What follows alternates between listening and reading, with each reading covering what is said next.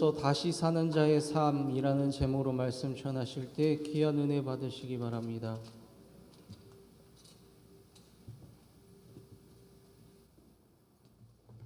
예, 이렇게 물 흐르듯이 연주하다가 엔딩을 그렇게 하니까 너무 멋있습니다. 예, 엔딩이 그래가지고 박수를 제대로 못 하셨죠. 박수 한번 하겠습니다.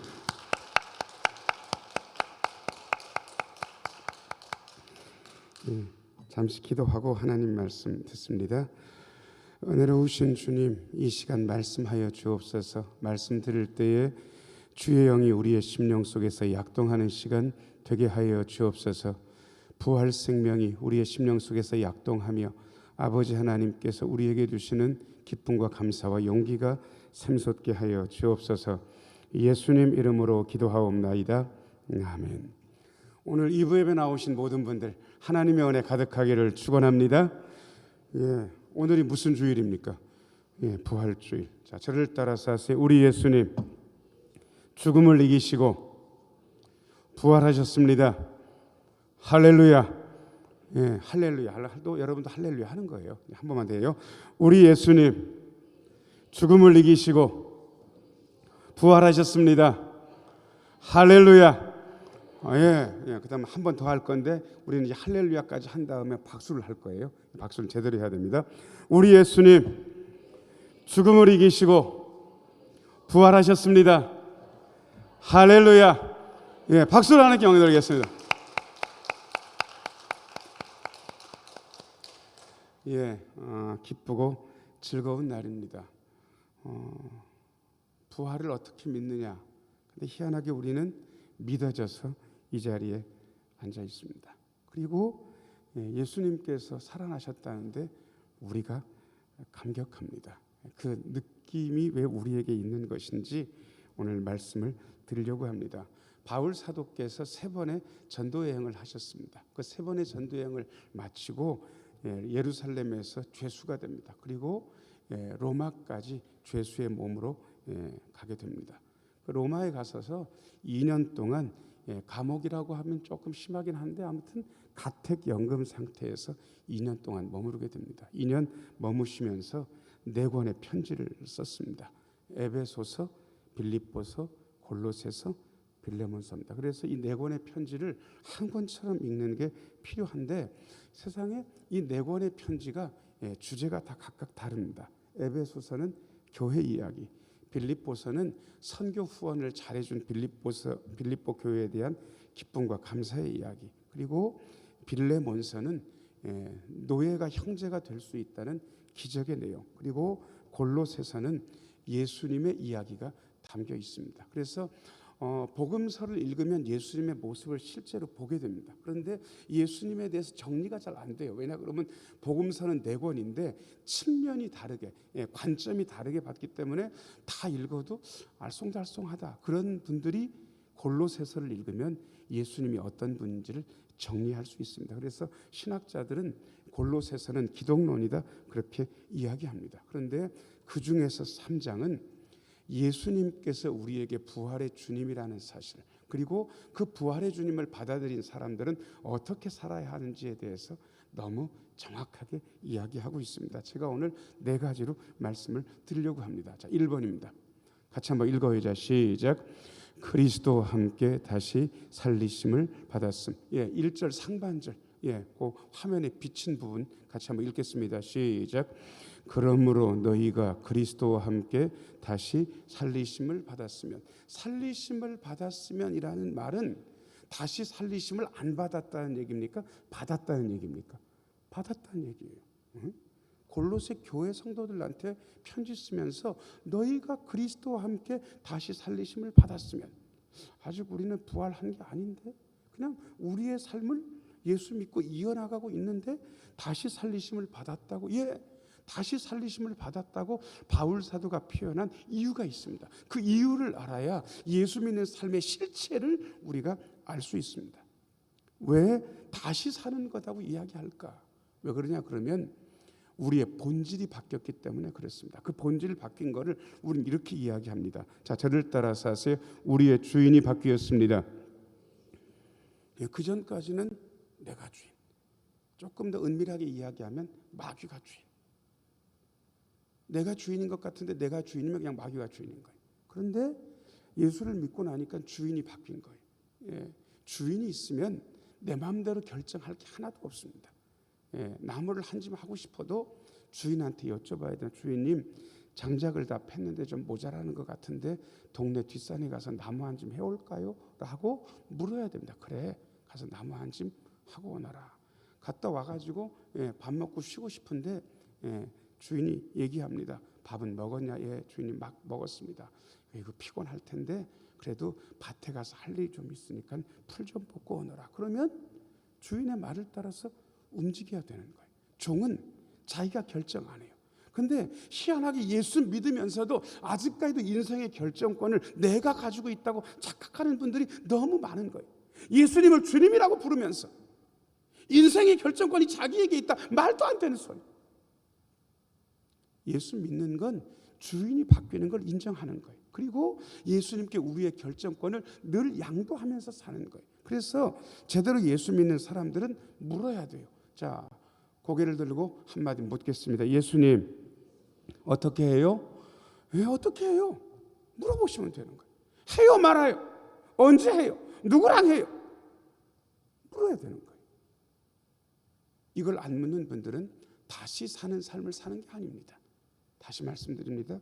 우리는 주인이 바뀌었기 때문에 다시 사는 삶을 사는 것입니다. 그래서 어떤 분들은 이렇게도 이야기합니다. 여러분, 군뱅이 아세요? 요즘은 보기가 되게 어려운데 예전에 초가집 같은 거 살 때 초가집 지붕을 보통 저희 그 고향에서도 한 2, 3년 만에 한 번씩 초가집 지붕을 그 위에 걸 다 바꾸거든요.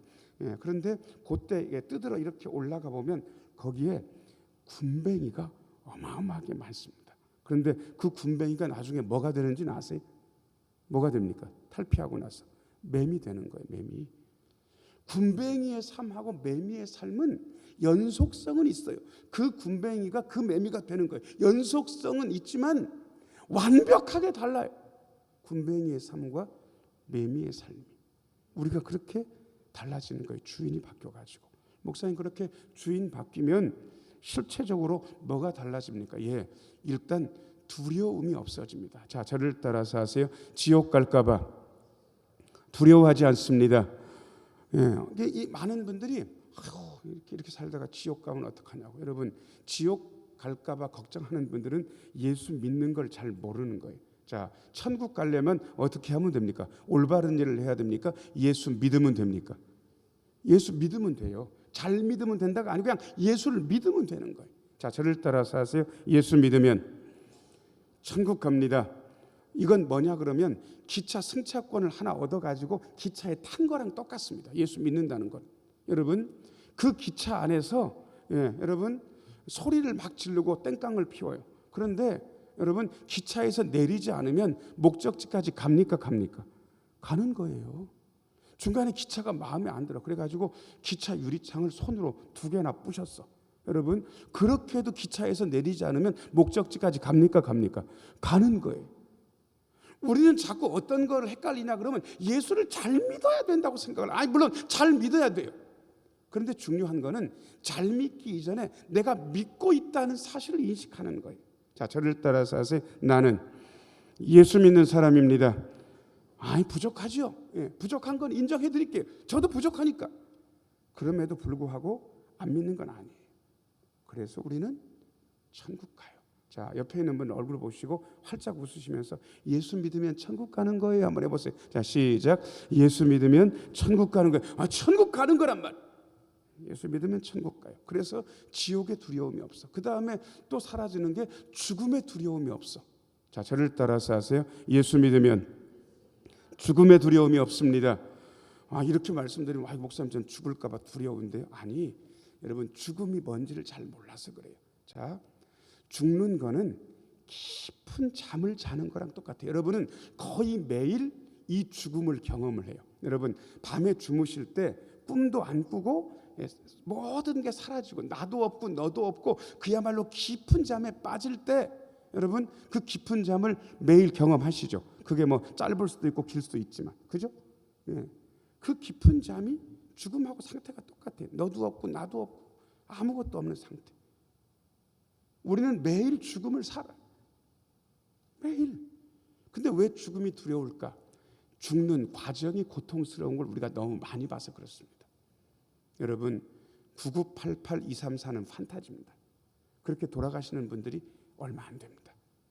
죽음의 과정은 고통스럽습니다. 생명력이 소진되고 육신이 쓰러지는 것은 얼마나 고통스러운 일인가. 그래서 죽음의 과정이 고통스러운 건 이해를 해요. 고통을 받으니까. 그런데 죽음 자체는 안 두려워요. 왜냐 그러면 진짜 아무것도 없이, 그야말로 아무것도 외계하고 끊긴 그런 깊은 잠을 자다가 나중에 깨어날 때가 있는 거예요. 죽음 자체는 두렵지 않습니다. 자, 저를 따라서 하세요. 우리는 죽음의 두려움이 없습니다. 제가 이거 봤어요. 자꾸 하신 권사님 계셨어요. 병원 가니까 얼마 살지 못한다고 하셨지만 그 소리를 들은 이후로도 한 3년 사셨어요. 제가 권사님한테 여쭤봤어요. 권사님, 오래 못 사시고 돌아가신다고 그러는데 마음이 어떠세요? 그런데 그 권사님이 방긋 웃으시더니 목사님 솔직히 얘기해도 되니? 솔직히 얘기하시면 되죠.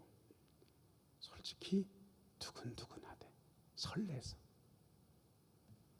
이제 하나님 별 생각을 하니까 설렌대. 먼저 가신 우리 믿음의 선배들하고 다시 만날 생각을 하니까 설렌대. 그분은 3년 동안 새벽 기도도 나오시고 정 목사 밥도 사주시고 웃으면서 즐겁게 그렇게 지내다가 가셨습니다. 죽음의 두려움이 없이. 그래서 우리가 사는 삶이 다시 사는 삶입니다. 자, 저를 따라서 하세요. 우리가 다시 사는 삶을 살고 있습니다.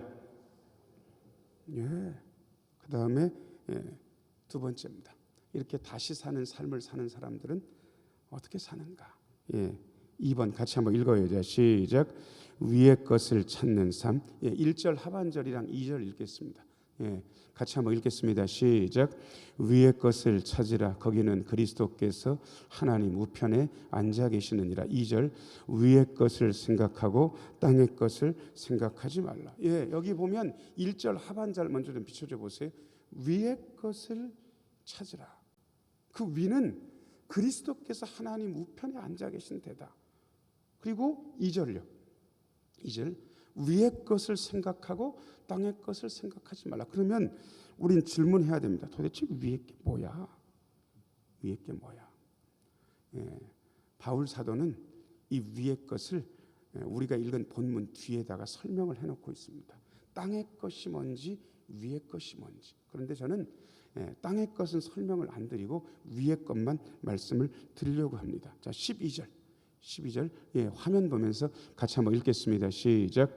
그러므로 너희는 하나님이 택하사 거룩하고 사랑받는 자처럼 긍휼과 자비와 겸손과 온유와 오래 참음을 옷 입고. 자, 딱 한마디만 드릴게요. 자, 저를 따라서 하세요. 위의 것은 긍휼입니다.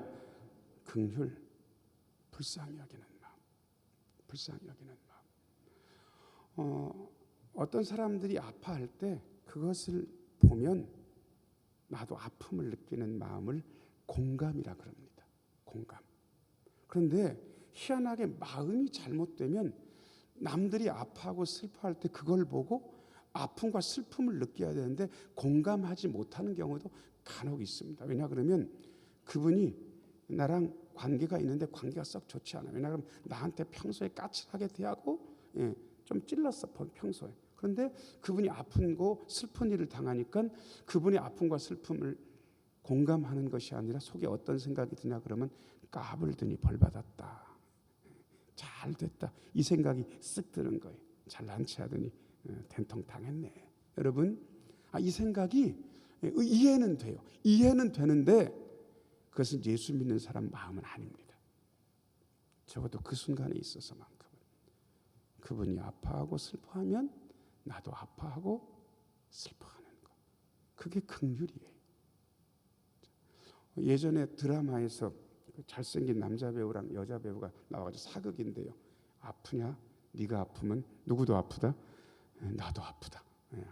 그야말로 긍휼에 대해서 아주 간명하게 이야기한 거예요. 네가 아프냐? 나도 아프다. 자, 옆에 있는 분들 얼굴 보시고요. 아프세요? 저도 아파요. 한번 해보세요. 자, 시작. 아프세요? 예, 저도 아파요. 그게 긍휼이에요. 긍휼은 별게 아니에요. 네가 아프냐? 나도 아프다. 그 다음에 이건 괜찮은데 뭐가 문제냐 그러면 저 사람이 잘 돼서 되게 기뻐하는데 남의 기쁜 일을 보면 나도 기뻐야 되는 거예요. 이게 정상적인 반응이에요. 그런데 네가 아프냐? 나도 아프냐? 이거는 그런대로 어렵지 않은데 이 양반이 잘 됐는데 심지어 평소에 나한테도 되게 잘해준 사람인데 같이 기쁜 게 아니고 속상할 때가 있는 거예요. 여러분 그런 경험 없으세요? 예, 우리는 그런 말도 있던데 사돈인지 사촌인지 밭을 사면 어디가 아프다고. 예, 그 양반이 돈 벌어가지고 밭 사면 같이 즐거워야 되는데 같이 즐거운 게 아니라 내 배가 아픈 거예요. 여러분 이건 긍휼의 마음이 아닌 거잖아요.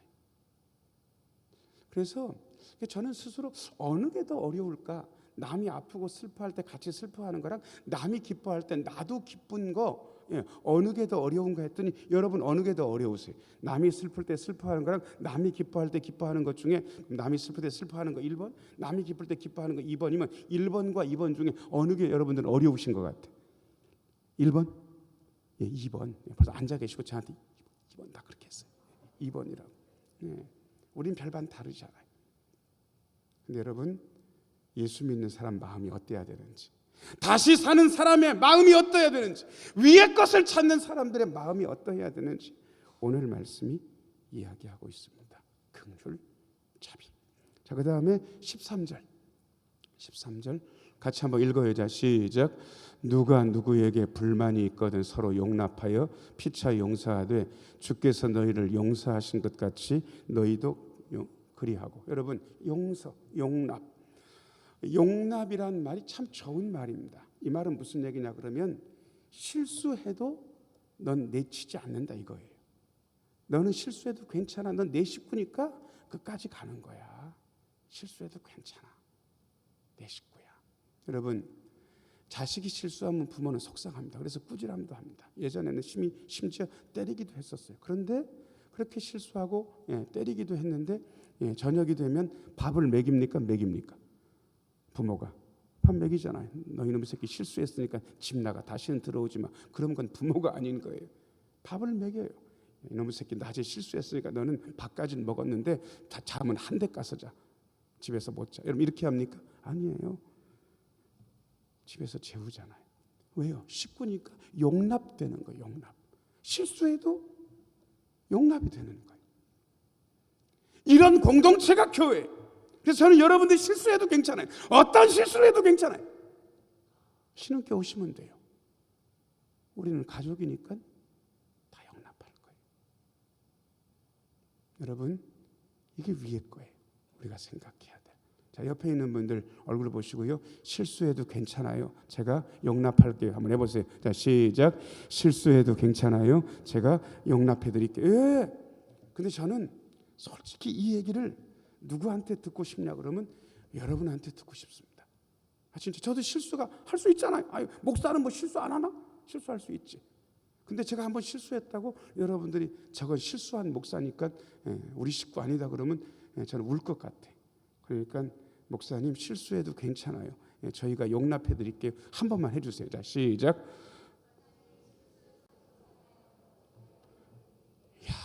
그 말 들으니까 가슴이 저릿저릿합니다. 괜찮아. 든든합니다. 어디 가서 실수해도 괜찮잖아. 여러분들이 용납해 주겠다는데 뭐. 여러분 실수해도 괜찮아요. 우리는 서로 용납하고 용납받을 수 있어요. 이게 위의 거예요. 우리가 생각해야 돼. 자, 그 다음에 14절 같이 읽어요. 자, 시작. 이 모든 것 위에 사랑을 더하라. 이는 온전하게 매는 띠니라. 여러분 모든 것 위에 사랑을 더하라. 사랑만 있으면 다 온전해진다. 은사에 대해서 바울 사도께서 고린도전서 12장에 쫙 설명을 하고 내가 가장 좋은 길을 너희에게 보이겠다 그러면서 사랑은 이렇게 넘어가는 거예요. 이게 무슨 얘기인지 아세요?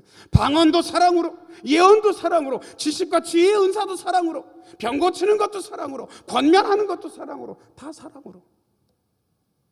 사랑은 우리가 살아야 할 모든 삶의 방식, 은사를 활용하는 방식이 사랑인 거예요. 자, 그런데 여러분, 우리가 긍휼, 공감하고, 우리가 용서하고 용납하고, 우리가 사랑해야 될 이유가 뭡니까 도대체? 그것은 우리 하나님, 우리 예수님께서 먼저 우리에게 긍휼로 다가오셨고, 우리를 용납하셨고, 우리를 사랑하셨습니다. 그래서 우리도 그 공감의 마음 가지고 긍휼하고, 그 용서의 마음 가지고 용서하고, 그 사랑의 마음 가지고 사랑합니다. 이것이 다시 산 자가 위의 것을 생각하고 찾는 삶입니다. 그 다음에 세 번째입니다. 세 번째, 같이 한번 읽어보자. 시작. 그리스도와 함께 하나님 안에 감추어진 생명. 3절 말씀, 3절 같이 한번 읽겠습니다. 시작. 이는 너희가 죽었고 너희 생명이 그리스도와 함께 하나님 안에 감추어졌습니다. 예, 바울 사도는 가끔 한 입으로 두 말 하는 것 같아요. 예, 지금 1절에서는 너희가 다시 살리심을 받았으면 이랬다가, 예, 3절 다시 비춰줘 보세요. 3절은 너희가 살았다 죽었다, 3절에서는 죽었다 또 이렇게 이야기를 하는 거예요. 한 입 가지고 두 말 하는, 한 입 가지고 두 말 하는 게 아니라 우리의 이 본질이 껴있는 본질이기 때문에 그래요. 자, 죽었다 그러면서 너희의 생명이 맨 밑에 줄, 예, 중간에 수식어 빼고, 예, 맨 뒤에 7글자를 같이 한번 읽어봐요. 자, 시작. 감추어졌다. 감추어졌다는, 감추어졌다. 이 감추어졌다는 말은, 감췄다라는 말은 다 본다는 겁니까? 나중에 볼 사람만 본다는 뜻입니까? 볼 사람만 본다는 뜻이에요.